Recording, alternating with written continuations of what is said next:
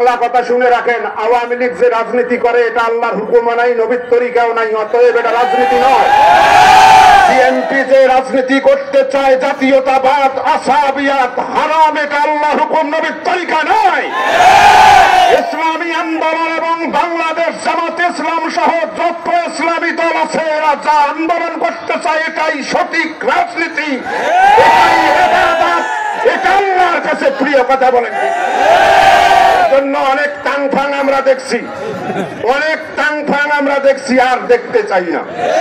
আমরা ইসলাম প্রিয় মানুষ, আমরা চাই ইসলামী দলের বাক্স একটা হবে ইনশাআল্লাহ। বলেন, যারা এই কুড়িগ্রাম থেকে নির্বাচিত সদস্য হওয়ার জন্য মনোনীত হবেন, ওটাকে নামাজ যেমন ফরজ ইবাদত, ভোট কেন্দ্রে যাইয়া তাকে সিল মেরে বিজয়ী করা তেমন ফরজ ইবাদত। এইটা মাথায় রাখলে পরেই বিজয় সংকটাপন্ন হবে না, সন্নিবেশিত হবে আমাদের কাছে। এই জন্য আসুন, ইসলামী দল পরস্পরে কাদা ছোড়াছুরি করবেন না। অনেকেই বলে যে অমুক তো অমুক দলের কাছে ছিল, সমালোচনা করবেন না, মানুষকে শুধরানোর পথ সৃষ্টি করে দেন। ইসলাম এমন একটা জীবন ব্যবস্থা, মানুষ যখন সত্যিকারে ফিরে আসে তাকে মোস্ট ওয়েলকাম জানাতে হয়। মনে রাখতে হবে, ওমর রাদিয়াল্লাহু তাআলা আনহু ইসলামের চরম দুশমন ছিলেন। সত্যিকারে তওবা করে যখন তিনি ইসলামে এসেছেন, তাকে ফারুকে আজম হিসাবে ইসলাম গ্রহণ করেছে।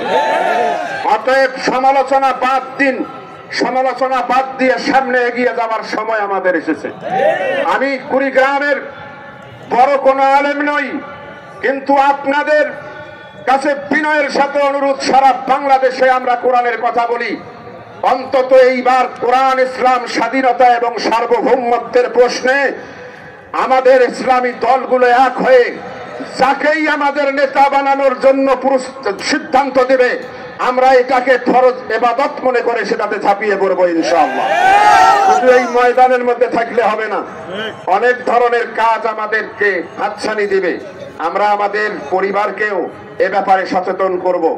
পরিশেষে আমাদের এই কুড়িগ্রামে শায়েখে চরমনাইয়ের আগমন, তাকে আমি সাধুবাদ জানাই, মোবারকবাদ জানাই।